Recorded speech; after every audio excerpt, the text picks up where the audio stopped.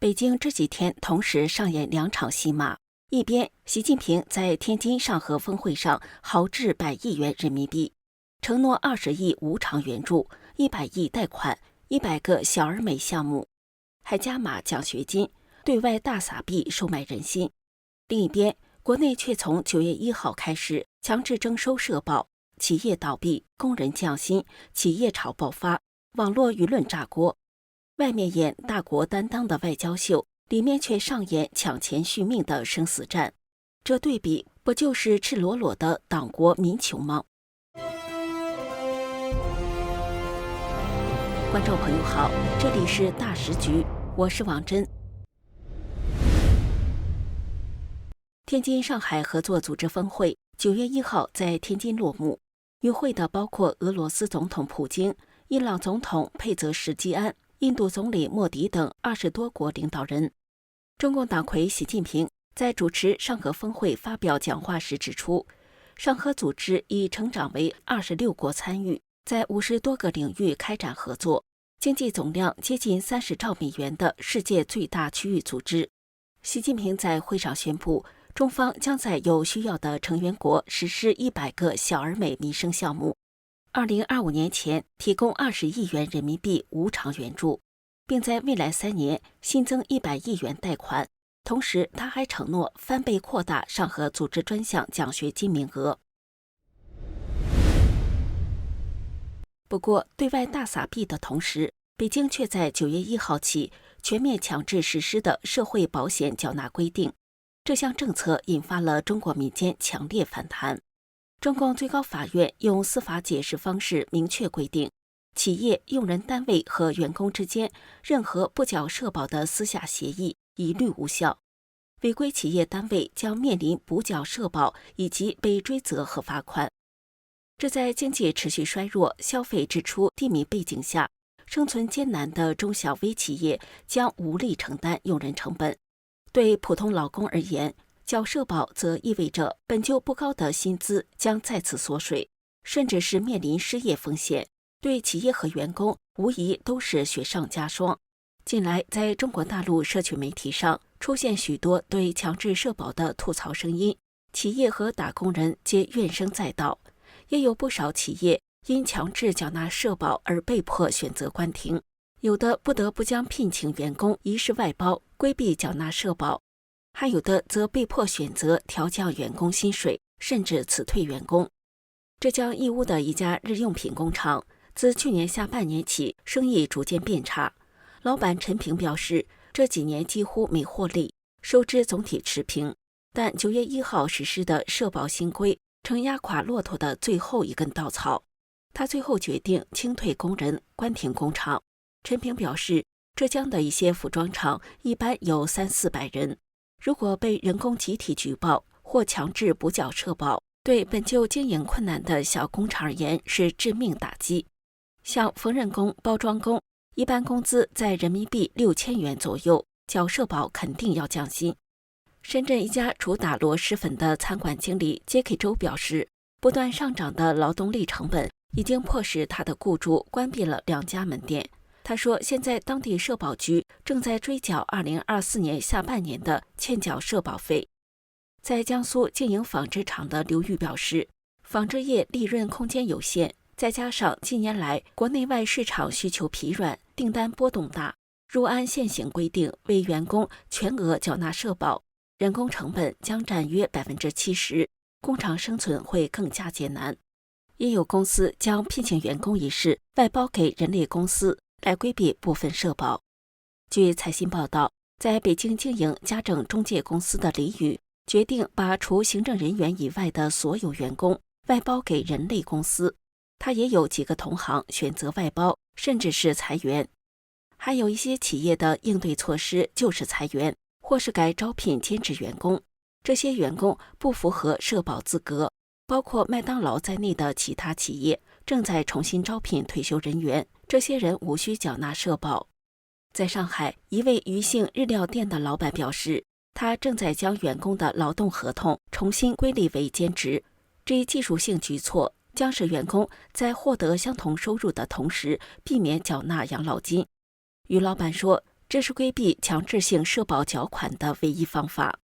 中国社保体系为五险一金，包括养老保险、医疗保险、失业保险、工伤保险、生育保险和住房公积金。前3项保险由劳资双方按比例分摊，后2项由资方缴纳。企业和员工社保缴纳费率合计最低40%，最高可超过60%，远超过已开发国家相关费率。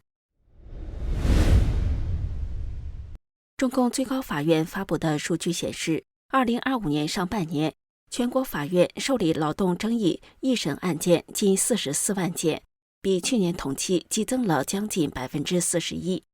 目前中国失业率飙升，低薪欠薪事件频发，人民生活苦不堪言。在这种情况下，当局强制用人单位缴纳社保，无异于跟人民抢钱，引发民怨沸腾。有人发帖说，少得可怜的工资根本交不起社保。有人称很多人因此降薪，更难活命。有人指小企业更难活，工人更难找工作。有人斥责社保亏空，政府玩不转了。还有企业招工对象转向退休老人。有人则直言斥责，尽头王朝末日败相。面对滔滔民意，中共官媒曾在8月下旬赶紧出来解释，说所谓全民强制社保不可误读政策，误导公众，声称没有创设新规，也不是覆盖全民，说是误读。这再次引发网民群嘲。有网友说，中共的惯性操作，先放风，再辟谣，再温水煮青蛙。中国作家高法林在 X 平台上发文称，社保新规对于企业和员工都将产生巨大影响，小老板因用工成本将飙升，哀嚎遍野，员工则无畏俱全。有人说9月1号是生死线，预计中国将迎来新一波的倒闭潮。该贴文的浏览量高达86万，网友们纷纷留言表示，社保等于强制税收，只是换了个名字。你以为社保是福利，其实是税收。任何福利一旦向所有人开放，基本就是说明福利性质荡然无存。也有人直言，不是我需要社保，而是社保需要我。此时此刻就给人感觉，用纳税人的税金去填补养老金那个无底洞。流亡美国的89学运领袖王丹认为，强制社保政策反映了中共的执政困境，凸显了社会不公和经济下行压力。他指出，中国社保费率高，占工资35%到40%，但回报低，普通职工养老金难以维持基本生活，而体制内公职人员却享受高额待遇，体制内外差距肉眼可见。这导致民众普遍不信任社保，宁愿拿现金也不愿缴纳。王丹强调，强制社保引发全民吐槽，放大社会不满情绪，进一步暴露了养老金缺口和财政危机。他警告，这种薅羊毛政策只是开始，未来可能会出现更多以公益名义的税收征收，最终钱款会多流入财政黑洞或维稳开支，而非改善民生。他认为，强制征收无法建立民众信心，只会加剧社会矛盾，埋下更多情绪地雷。此外，时评人士认为，强制社保政策的出台暴露了中国经济党富民穷的深层畸形结构问题。中国经济过度依赖出口和基建，而国内消费能力严重不足，老百姓的购买力仅占国家经济不到40%，远低于美国的近70%。在经济下行时期，民众消费更加谨慎，导致内需进一步萎缩。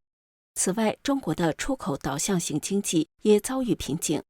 美国和欧洲对华关税的提高，使得中国产品难以进入主要市场，而国内市场又因购买力不足，无法消化过剩产能。中共过去依赖的3驾马车消费、基建、出口均已失灵，消费因贫富差距而疲软，基建因政府债务已高达120万亿元而难以为继，出口则受制于国际贸易壁垒。值此之际，习近平在天津上合峰会依旧大撒币拉拢各国，他的这番操作瞬间激起民愤。不少中国网民翻墙到 X 平台上痛批中共当局，有的说劳动人民的血汗钱都养了这些个畜生，叫社保给他撒币用吗？有的说一边是经济下行，养老金被挪用，一边几十亿、上百亿的援助贷款，这是什么？这是真正的汉奸，这才是真正的反华势力，量中华之物力，解与国之欢心。还有不少人嘲讽，叫社保给他撒币用吗？国家强大了，以前是别人来朝贡我们，现在我们去朝贡他们。也有网友调侃说，习现在撒币数额比之前少了，可能是没钱了，但从数字上看，远不如前些年的手笔大。地主家也没有余粮了吗？看来真已经山穷水尽了，才20亿毛币啊，打发乞丐啊！100亿贷款也就最多修200公里路，真是没钱了。原来宣布对外投资都是大国战略1000亿起步。另外值得注意的是，中共93阅兵同样是劳民伤财，他从不公开阅兵相关经费，却引发外界高度关注。根据台湾国安单位的情报资讯，中共此次大阅兵整体斥资高达360多亿元，难怪有网民痛批说，中国百姓叫苦连天，农民工被拖欠工资，人民的退休金缩水，灾区民众得不到救助，却不得不看着民脂民膏源源不断往外流。所以说，国家强大跟你有什么关系呢？也有人指出，习近平用金钱外交，在各级政府财政如此吃紧的情况下，依然大撒币，进一步增加内部矛盾，进一步放大民众的仇恨。在财政崩溃的一刻，中国的总矛盾将会大爆炸，后果不堪设想。中共强制社保政策不仅是经济问题，更是社会公平与治理能力的危机体现。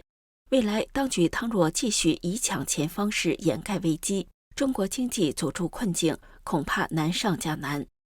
这里是大时局，感谢您的陪伴与思考，请订阅、分享并打开小铃铛，一起在动荡中坚守真相，在黑暗中点燃希望。